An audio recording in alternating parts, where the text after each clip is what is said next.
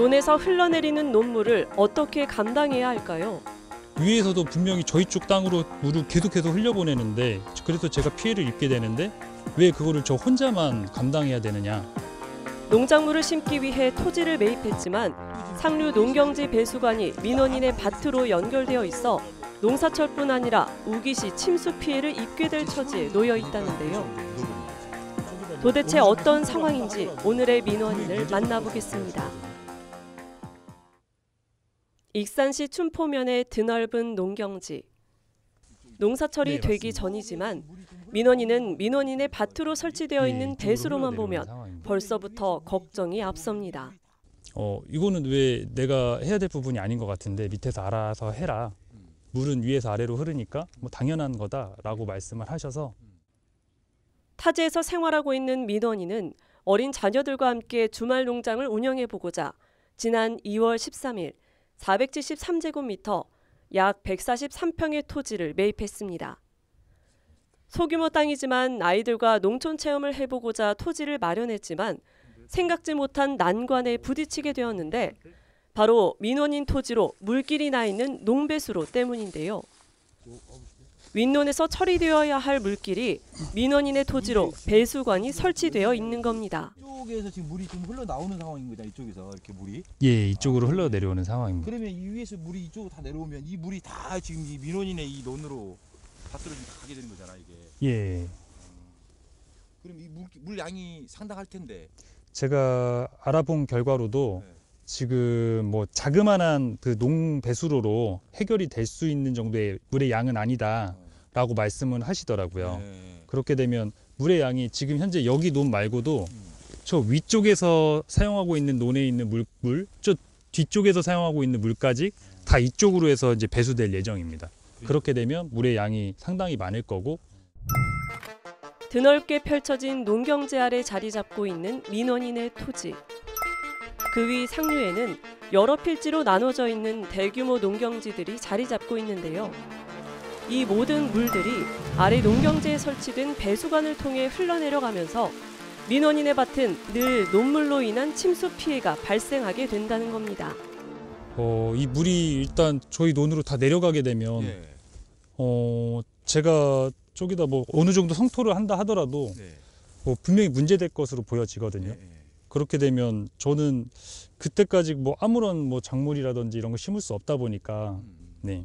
그런데 지금 그런 상황이 지금 적절하게 지금 조치가 취해지지 않고 있는 상황인가요? 네, 맞습니다. 저는 계속 요구를 하고 있는 상태이지만 위에 있는 경작자분은 아니다. 이거는 오랫동안 사용했기 때문에 당연히 사용해도 된다라는 쪽으로 우리 쪽 토지로 그냥 흘려보내야 된다라고 말씀하시고 있는 상황입니다. 배수관을 설치한 상류 경작자는 오랫동안 관행처럼 물길을 아래논으로 흘려보냈기 때문에 아무런 문제가 없다고 주장하고 있는 상황인데요.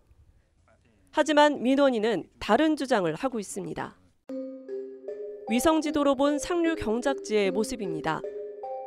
2009년 3동의 비닐하우스 시설이 갖춰져 있었지만 2012년엔 비닐하우스가 사라지고 논으로 지형이 변화하면서 배수로가 정비된 모습이 보이는데요.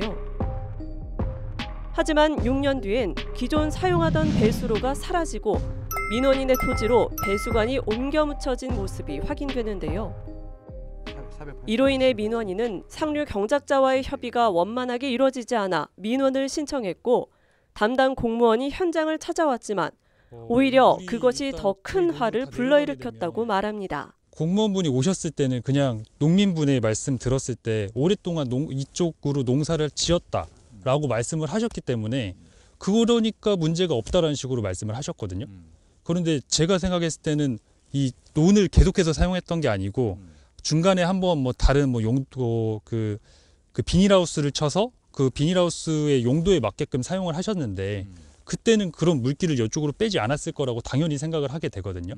그럼 그때는 이쪽으로 물길이 없었을 거다라고 판단을 하는데 왜 농민분 말만 듣고 오랫동안 이쪽에다 물길을 사용했으니까 문제될 게 없다라는 쪽으로 말씀을 하셔서 저는 그러면 당연하게 위쪽에 있는 분은 이 물길을 계속해서 사용해도 된다라고 생각을 하게 되시는 거잖아요. 그렇죠.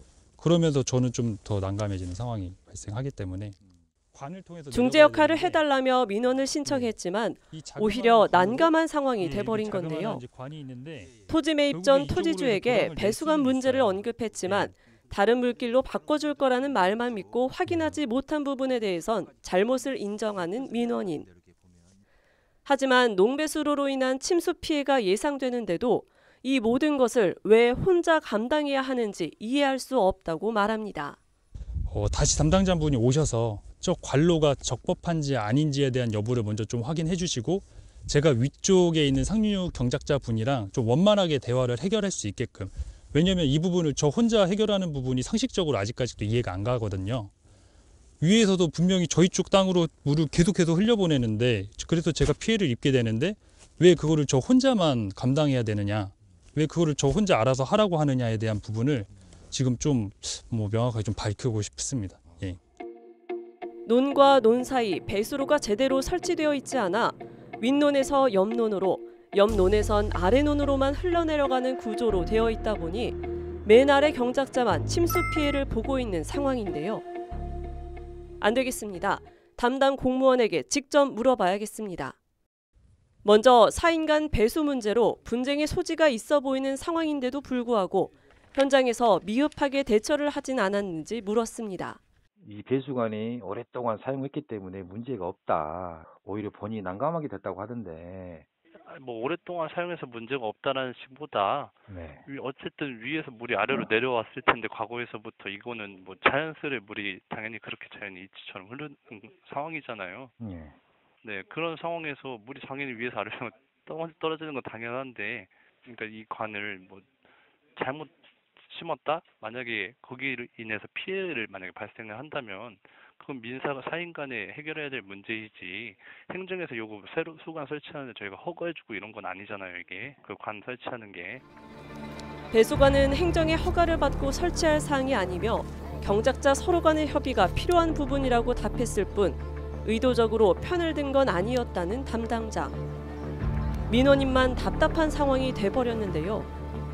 그렇다면 현재처럼 배수 기반 시설이 없어 배수관으로 인한 문제가 발생할 경우 행정에선 어떻게 처리할 수 있는지 물었습니다. 2015년도에 이렇게 물길을 바꾼 흔적들이 보이는데 그러면 이럴 때는 행정에서 할 수 있는 일이 뭔가요? 그래서 저희가 이제 할 수 있는 거는 그 배수로를 지금 이분이 매입한 땅에 배수로 기반 시설이 없잖아요. 네. 그 시설들을 설치를 해야 되는 사항인데 그 과거에도 없었지만 지금은 결국에 이제 어쨌든 이분이 맨 밑에 땅을 매입을 했으니까 거기에 대해 기반 시설을 저희가 할 수 있는 건 시에서 하는 거죠. 그거는 요청에 의해서 사업 예산이 편성이 되면 그 부분에 대해서 저희도 최대한 좀 어떻게든 보완해 나가고 보수해 나가고 있는데, 사실 이제 한정된 예산 안에서 익산시 전체를 하기가 완벽히 할 수가 없는 상황이니까 저희도 계속 배정된 예산 안에서 이제 최대한 노력을 하고 있죠. 농민들에게 있어 배수로는 가뭄의 비와 같은 존재입니다.